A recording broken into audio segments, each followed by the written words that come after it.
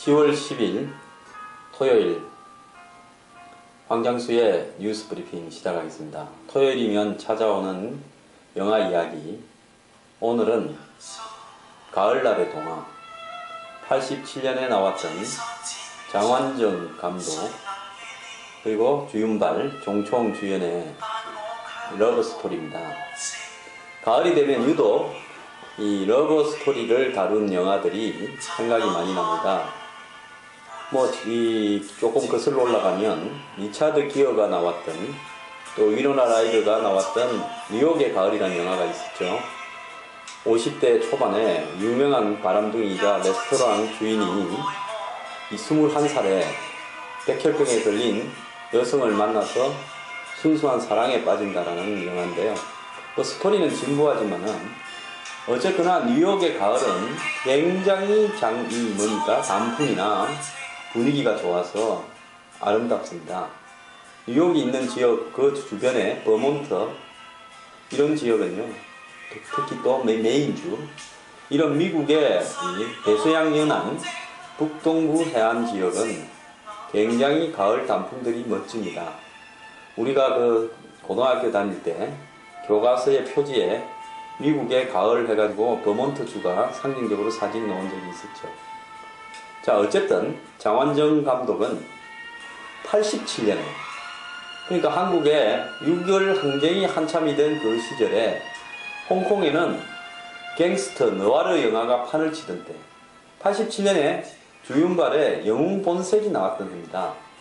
그 해에 장완정 감독은 홍콩 영화의 주류와는 다르게 사랑을 다룬 멜로 영화를 미국의 뉴욕에서 찍었습니다. 장완정 감독이 미국 뉴욕 브루클린이 이 영화의 무대인데요. 브루클린에 가서 이 영화를 찍게 된 데는 장완정 감독이 미국 뉴욕대 대학원 영화학 석사를 받은 경력이 있기 때문에 어떻게 보면 자기가 대학원에서 석사 과정을 할 때, 영화를 공부할 때 겪었던 자전적 스토리를 이 영화에 투영했다, 이렇게 볼 수 있습니다.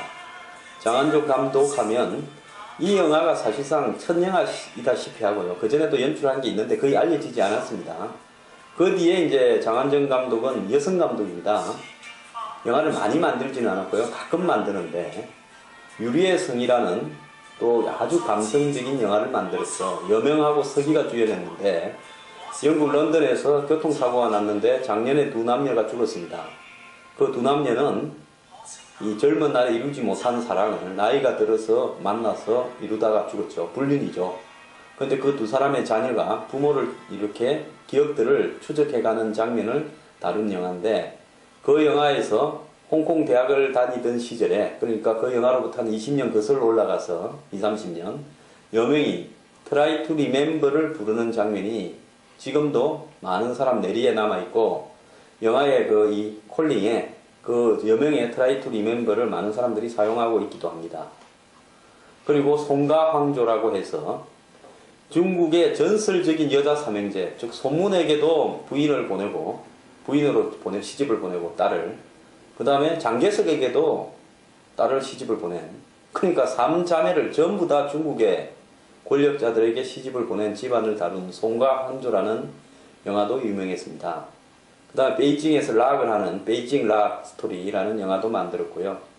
그 다음에 최근에 장완정 감독이 부산국제영화제를 며칠 전에 방문했는데, 탕웨이, 유청훈 주연으로 해서 새 도시 이야기라는 영화를 새로 발표했습니다. 5년 만인가 영화를 발표했는데요.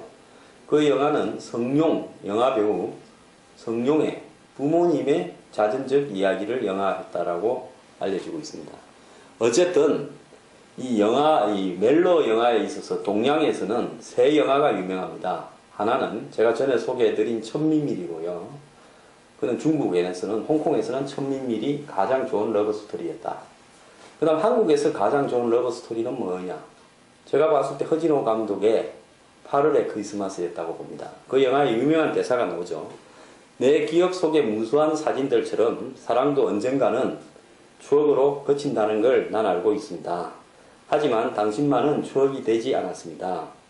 사랑을 간직할 채 떠날 수 있게 해준 당신께 고맙단 말을 남깁니다. 라는 그런 마지막 뭡니까? 대사가, 한석규 씨의 대사가 영화에 깔리죠. 그래서 이 8월의 크리스마스, 저는 정말로 좋았던 영화다. 이렇게 봅니다.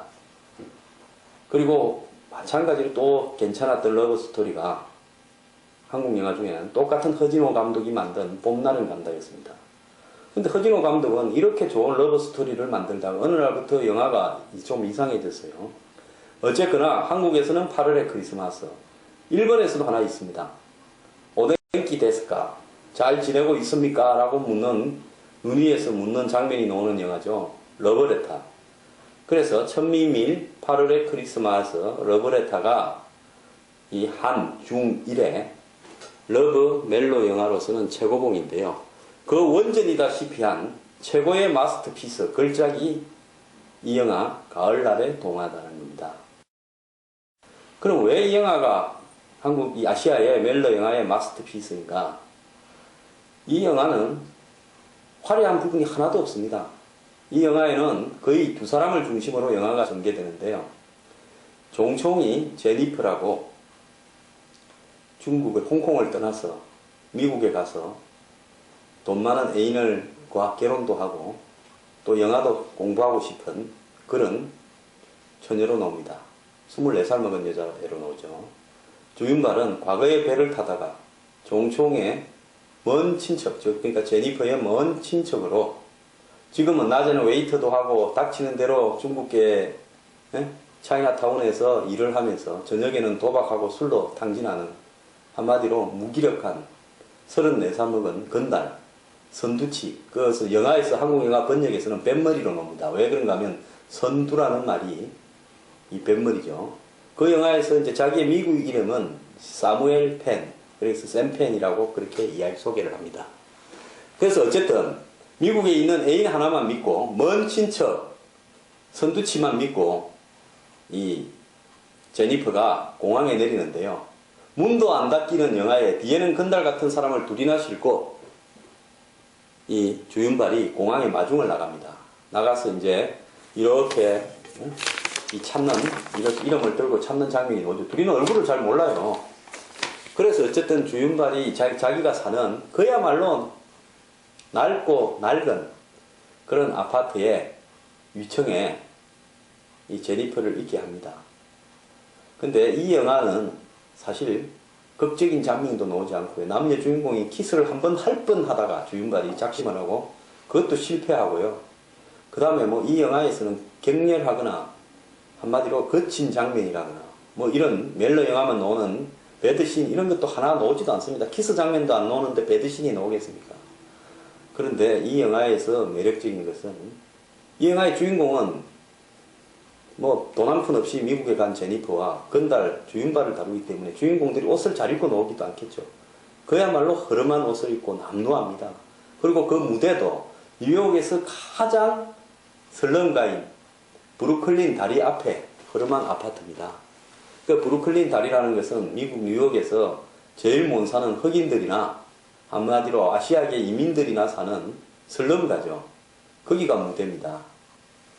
그렇고 그 주변에 가끔씩 등장하는 사람들도 다 밑바닥 사람들이죠. 그럼에도 이 영화가 아름다운 가을의 경치를 뉴욕의 가을처럼 멋진 센트럴파크나 공원을 소개하지도 않는데요. 이 영화는 사람들의 잔잔한 감정의 변화를 가을의 분위기에 맞추어서 이렇게 정말 잘 잡아냈습니다. 그래서 이 영화에서 종총이라는 여자 배우가요. 정말 한국에 이 영화에 출연해서 엄청난 히트를 쳐서 제 나이 또래의 남자들 중에는 지금도 종총 하는 사람들이 많이 있습니다. 크게 미인도 아니지만은 그 별로 이렇게 격정적인 감정을 들이내지 않으면서 얼굴에 섬세한 이 자기의 감정 변화를 나타내는데 탁월했던 중국 배우라고 생각합니다. 종총은요, 이 영화로 인해 가지고 중국계에 굉장히 히트를 치고 이름을 알리면서 이 엄청난 홍콩의 부자하고 결혼을 했는데요. 얼마 전에 남편이 암으로 죽었어요. 그래서 지금 남긴 재산이 2조랍니다. 그래서 지금 홍콩에서 가장 돈 많은 가부가 됐습니다. 지금도 주윤발하고는 친구처럼 잘 지낸다고 그렇게 이야기를 합니다. 그리고 주윤발은 이 영화를 출연하겠다고 약속을 할 때까지만 해도 아마 출연료가 뭐 몇백만 원 수준이었을 겁니다. 한국에. 그래서 아마 이 영화도 몇백만 원에 출연한다고 약속을 했는데 주윤발이 장완정을 영웅본색 영화 시사회에 불렀어요. 시사회에서 영웅본색이 상영되니까 난리가 났죠. 주윤발은 영웅본색으로 떴지 않습니까? 그러니까 장완정이 걱정이 됐죠. 이 사람이 내하고 몇백만 원에 낮은 출연료로 계약을 해놓고 미국의 뉴욕까지 와서 이 영화를 과연 찍을 건가? 그래서 자기가 먼저 준비한다고 뉴욕을 가던 비행기를 타는 순간에도 주윤발이 영화에 출연할지 자신이 없어서 고민이었다고 합니다. 그런데 주윤발은 제가 전에도 여러 번 소개시켜드렸듯이 인격적으로도 매우 훌륭한 사람이기 때문에 그 약속을 지켜서 이 영화를 다 찍었죠. 근데 주윤발 하면 흔히 홍콩 갱스터 영화, 느와르 영화에 대부분 등장했기 때문에 주윤발은 액션에 맞지 이 멜로 배우로 맞지 않다 그러는데요. 사실 주윤발이 영웅본색 이전에 찍었던 영화는 코미디 영화나 멜로 영화를 많이 찍었고요. 영웅본색이 그야말로 액션 영화를 처음으로 찍었다시피 한 겁니다. 홍콩의 영화 환경이 주윤발을 액션 배우로 만든 거지. 이 영화를 보면 주윤발이 얼굴에 힘을 빼고 어깨에 힘을 빼고 한마디로 남루한 모습으로 이 영화에 보면 주윤발이 입은 옷은 그야말로 남루합니다. 행색이 남루합니다. 머리 한번 제대로 빗은 장면이 안 나와요. 그런데 주윤발이 그 연애하는 감정의 변화를 표시하는 부분에서 정말 뛰어난 배우다. 진짜 주윤발이 홍콩에 나지 않고 딴 데 났으면 엄청난 배우가 되었을 거다라고 저는 생각합니다. 그래서 이 영화에서 이제 제니퍼는 미국에 도착을 해서 이 애인을 만나려니까 애인이 다른 잘 나가는 여자가 또 있습니다. 그래서 너하고는 헤어지자. 이렇게 이야기를 해버립니다. 무일푼으로 애인 하나만 믿고 미국 와서 결혼도 하고 공부도 하겠다 왔는데 미국 오자마자 버림을 받습니다. 그래서 주윤발이 종총에게 이제 좀 연민을 느끼죠. 그래서 일자리도 소개하고 그래서 뭐 가정부부터 아침에 뭐 전화로 깨우는 일부터 시작해서 주윤발은 또 웨이터로 일하니까 식당 일부터 시작해서 닥치는 대로 일을 하도록 도와줍니다. 그 과정에서 가스가 새서 가스를 갖다가 새는 걸 막아준다고 주윤발이 도와주는 장면도 나오고요. 소소한 도움을 줍니다. 둘이는 먼 친척이고 뭐 이러니까 또 둘이는 뭐 겉으로는 별로 안 좋아하는 척이에요. 그런데 이제 주윤발이 점점 자기가 마음이 변하는 것을 거울에다가 글씨로 쓰는데 자기는 이 제니퍼를 좋아한다 이렇게 썼다가 쓱 지우고는 누군가 제니퍼를 좋아한다 이렇게 바꾸는 장면도 나옵니다. 그리고는 또 분위기를 좋게 만들어 가지고 제니퍼 그러니까 종총하고 키스를 한번 하려다가 결국 용기가 없어서 못하는 장면도 나와요. 그 다음에 이제 이 뉴욕 주변에 바닷가. 제가 봤을 때는 뉴욕에서 뭐 이 사람들 가난한 사람들이니까 전철 타고 갈 수 있는 바닷가는 아마 뉴욕주의 그 몬타크일 겁니다. 그 영화 제가 전에도 소개드린 이터널 선샤인에 나왔던 그 바닷가일 건데요. 바닷가 해변을 거니는데 둘이 꿈을 이야기를 합니다.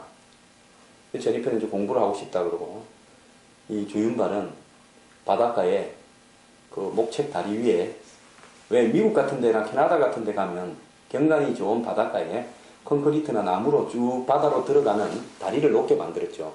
그 다리는 뭐 바다를 향해서 놓여진 다리가 뭐 왕래하기 위해서 만드는 게 아니라 경관을 감상하기 위해서 만드는 다리고 그 다리 끝에는 이 레스토랑이나 카페가 있죠. 그런 어떤 걸 보면서 나도 언젠간 저런 거를 갖다가 한번 해보고 싶다는 게 꿈입니다. 근데 주윤발은 그때까지 꿈도 없었어요. 그냥 닥치는 대로 인생을 낭비하면서 살았는데 뭐 선원으로 일하고 배운 것도 없고 뭐 희망도 꿈도 없으니까 저녁에는 낮에 일하고 번 돈 저녁에 노름하고 때에 따라서는 주먹 다짐도 하고 이렇게 지내는 건달이었습니다. 그러니까 이 종총이 주윤발 보고 그러면 그 이름을 당신 이름을 영어 이름을 따서 샘펜이라고 지어라 싶다 이런 이야기도 합니다. 그러다가 이제 이 주윤발이 종총이 찬 시계를 보고 시계줄이 다 떨어졌어요. 그래서 시계줄을 하나 갈아주려고 근처 시계방에 가서 물으니까 그 시계에 맞는 줄값이 800달러라는 거예요. 그래서 못 사주죠. 그래서 이제 자기 생일이라는 핑계를 열면서 자기 친구들을 불러가지고 파티를 여는데요.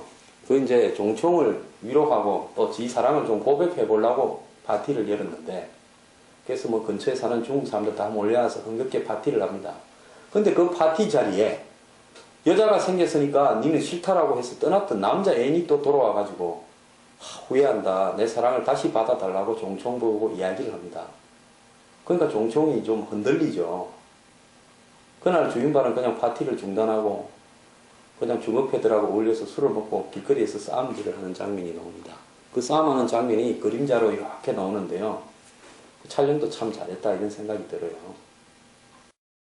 그리고 이제 자기가 종총을 하고 거리를 좀 두려고 이렇게 노력을 하면서 자기도 사람이 좀 돼봐야 되겠다라고 해서 자기 꿈을 이루기 위해서 술도 끊고 도박도 끊고 담배도 끊고 이러면서 돈을 모으려고 노력도 합니다. 그런 과정에서 종총은 부잣집에 가정부로 들어갔다가 또 이 성폭행을 당할 순환을 겪고 주윤발이 그걸 주워 패기도 하고 하는 일들이 겹치는데요.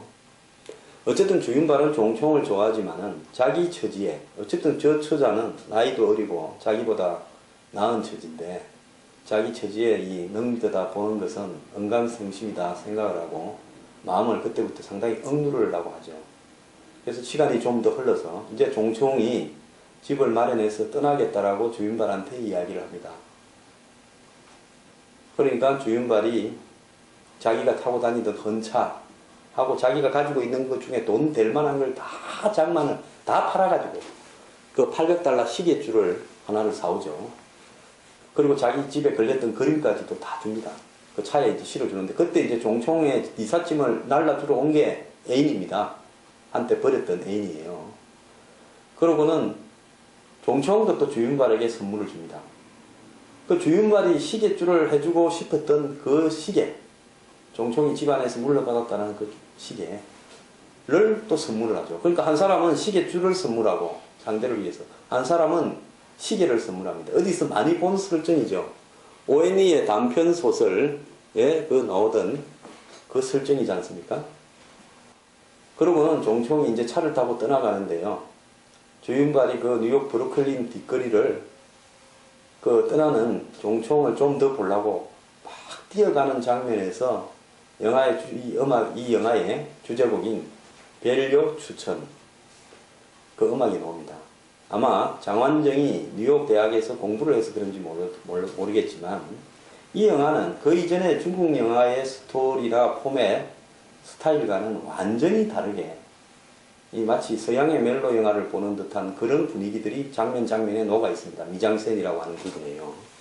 중국에서 홍콩에서 찍은 중국 영화를 보면 뭐 금지 오격 같은 유명한 러브 스토리를 보더라도 그 영화의 스토리가 중국 사람들의 왁자지껄한 이런 분위기 이런 것들 때문에 한국의 정서나 이런 서양 사람의 정서에 맞지 않을 수 있는데요. 이 사람은 뉴욕에서 오래 공부를 해가지고 실제로 거기 나와서 대화를 하는 것은 중국말이고 또 그 사람들의 사고가는 중국식이지만은 영화의 분위기는 거의 서구식으로 가게 됩니다. 그래서 이 벨리오 추천은 이 재즈풍의 그 음악이다. 중국 영화에서 어떻게 저는 그때 그 영화를 처음 봤을 때 이런 내용들을 잘 알지 못하고 봤는데 어떻게 중국 영화에 이런 멜로 스토리가 나올 수 있고 주제곡이 이렇게 재즈풍으로 잔잔하게 흐르는 음악이 있을 수 있느냐 굉장히 의아했습니다. 그래서 노관정이 만든 벨리오 추천 이 가을날의 동화의 중국식 제목이 추천적 고사입니다. 그러니까 추천이라는 것이 가을 하늘, 가을날이라 뜻이겠죠. 그러니까 가을날의 고사, 옛날 이야기, 뭐 동화, 우화 이런 뜻입니다. 그래서 추천적 고사고 벨리오 추천이라는 것도 가을날의 이별 이런 뜻이라는 뜻이 포함되어 있겠죠. 그래서 어쨌든 주윤발이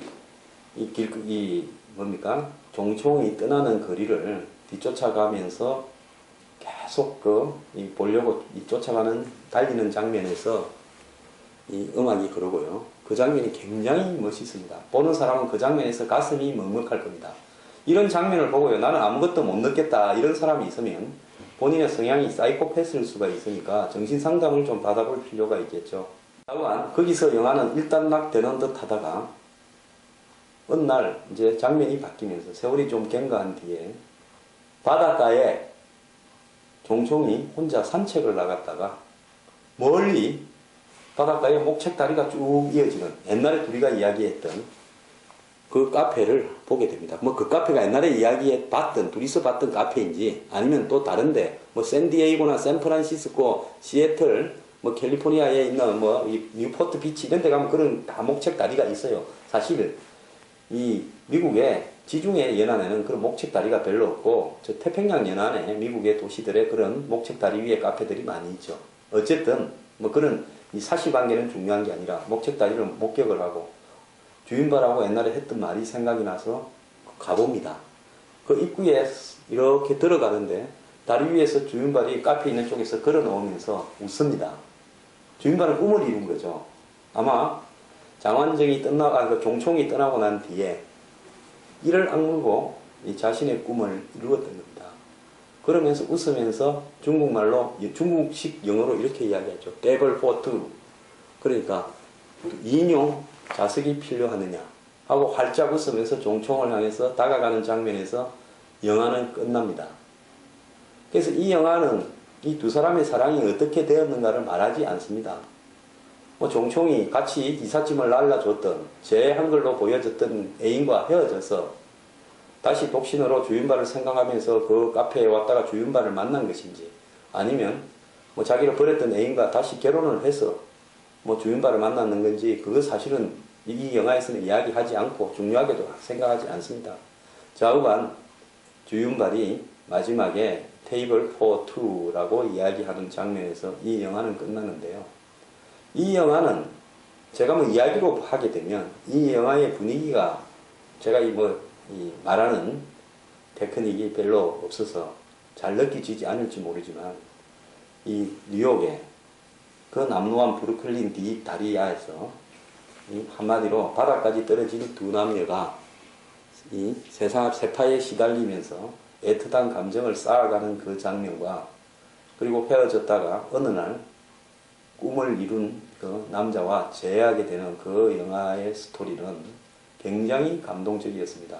그래서 제가 그때 뒤로 가끔씩 생각하는 장면이 나도 열심히 돈을 벌어서 나이 들어서 저런 레스토랑이나 하나 할까 하는 생각을 많이 했었어요. 근데 저는 이 주인발처럼 독하지 못해서 그렇게 돈을 벌 이런 능력은 안 되는 것 같습니다. 어쨌거나 이 가을날의 동화는요. 지금도 수많은 한국 사람들이 젊은 시절 87년이니까요. 지금부터 거의 28년 전이지 않습니까? 28년 전이면 뭐 제가 군대에 있을 때입니다.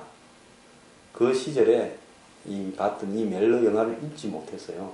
네이버의 평점이 9.5 한 2가량 나올 겁니다. 그래서 아시아의 멜로 영화의 전설이다. 그렇게 남는 영화입니다. 그래서 이 주윤발이 뭐 흔히 성냥개비나 물고 총이나 쌍근 총이나 쏘던 이런 사람이 아니라 정말 낭만적이고 감성적인 남자로 나왔고요. 가장 이 영화로 덕을 본 사람은 종총입니다. 이거 하나로 중국에서 제일 부자를 잡았는데 또 남편이 일찍 가서 이제 제일 돈 많은 가부가 되었습니다. 어쨌거나 이 가을날의 동화 모든 분들이 한때 이 영화를 보고 가을날에 마음이 설렜던 그런 영화라고 기억할 겁니다. 주말에 시간 나시면 한번 보십시오.